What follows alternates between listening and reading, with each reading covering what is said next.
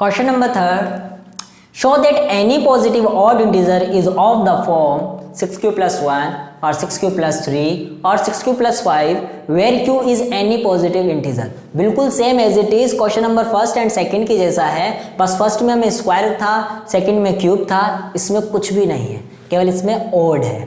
ठीक है, यानी हमें क्यूब और स्क्वायर नहीं दिया हुआ, यानी जो क्वेश्चन में क्यू गिवन है तो यूक्लिड डिवीजन लेमा में भी क्यू ही मानना है, पहली चीज क्लियर। दूसरी चीज आती है डिवाइजर की। क्या डिवाइजर हम इसके अंदर 6 लेंगे? 6 ले सकते हैं बिल्कुल। रिमाइंडर कितने? 0 1 2 3 4 5 यानी 6 रिमाइंडर। तो हम इसकी टेबल किस किस की टेबल में आता है? 2 की टेबल में भी आता है, 3 की टेबल में भी आता है।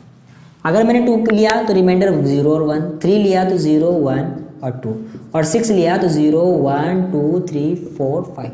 मैंने देखा कि 5 ये रिमाइंडर बच रहा है, वो इन दोनों में तो आ ही नहीं रहा है, केवल 6 में आ रहा है। तो डिवाइजर हम क्या लेंगे? ओनली फॉर 6 लेंगे। तो रिमाइंडर भी हमारे फिक्स हो गए। ओड है तो किस किस कौन कौन से होंगे? 1 3 5। केवल 4 ऑड इंटीजर के लिए हम 1 3 5 ही लेंगे। यानी हमें तीनों ही चीज मालूम चल गई कि यूक्लिड डिवीजन लेमा में क्यू ही मानना है, डिवाइजर हमें 6 मानना है और रिमाइंडर हमें 1 3 और 5 लेना है। तो सबसे पहले हम पॉजिटिव इंटीजर को मान लेते हैं क्योंकि हमें क्वेश्चन में गिवन नहीं है। Let's positive integer is positive odd integer is a. अब कोई भी पॉजिटिव इंटीजर है वो यूक्लिड डिवीजन लेमा की फॉर्म में लिखा जा सकता है, यानी a is equal to b q plus r. Q ही मानेंगे क्योंकि क्वेश्चन में स्क्वायर और क्यूब गिवन नहीं है। Then a is equal to 6। अब b क्या होगा हमारा? 6। तो r क्या होंगे? 1 3 5। क्यों होंगे यही? क्योंकि 4 ऑड इंटीजर। अगर ये ऑड नहीं कहता, केवल ये इंटीजर कहता पॉजिटिव, जब हम 0 to 5 पूरे ही लेने पड़ते हैं हमें। ठीक है, तो अब इसमें अप्लाई करो 6q प्लस 1, एक बार 1 रख लिया, एक बार 2, एक बार 3 रख लेंगे और एक बार 5 रख लेंगे। तो क्वेश्चन यही तो कह रहा है कि कोई भी positive odd integer 6q plus 1 6q plus 3 और 6q प्लस 5 की फॉर्म में लिखा जा सकता है।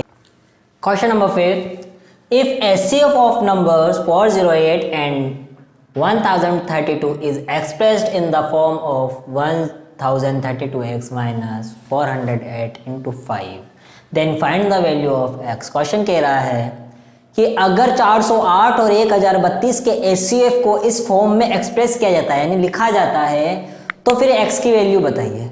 यानी इन दोनों के HCF को, यानी इन दोनों का HCF तो हमें मालूम होना चाहिए।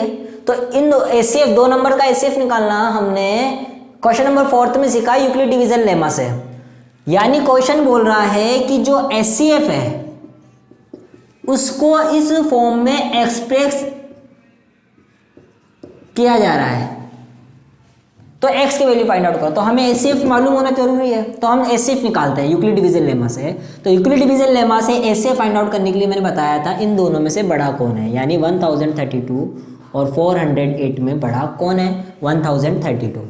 यानी 1032 में 408 का डिवाइड करा तो 2 टाइम्स में 816 आएगा और इसको माइनस करेंगे तो 216 आएगा। फिर जो रिमाइंडर था वो हमारा डिवाइजर हो जाएगा और जो डिवाइजर था वो डिविडेंट हो जाएगा, यानी 1 टाइम्स में 216। अब माइनस करते हैं 192।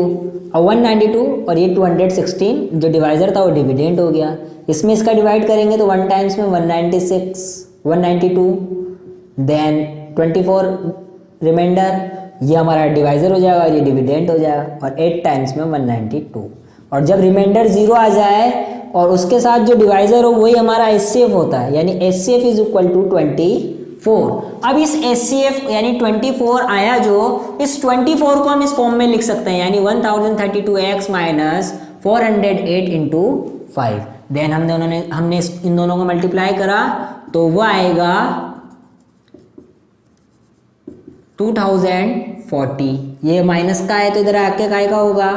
प्लस का, यानी 264 इज इक्वल टू 132x। ये इन दोनों को प्लस करा, तो 2064 इज इक्वल टू 1032x। ये इंटू में है तो इसके डिवाइड में आएगा, और जब इसको डिवाइड करेंगे तो ये 2 टाइम्स में कट होगा, यानी इन दोनों का एचसीएफ अगर चॉइस होता है तो हम इसको इस तरीके से, यानी x की वैल्यू जो है वो 2 निकल कर आती है। यानी क्वेश्चन ने क्या कहा था कि 1032 और 408 का एचसीएफ इस फॉर्म में लिखा जाता है। तो इन दोनों का एचसीएफ चॉइस आया और चॉइस को इस फॉर्म में लिखा तो हमारे पास x की वैल्यू 2 आई।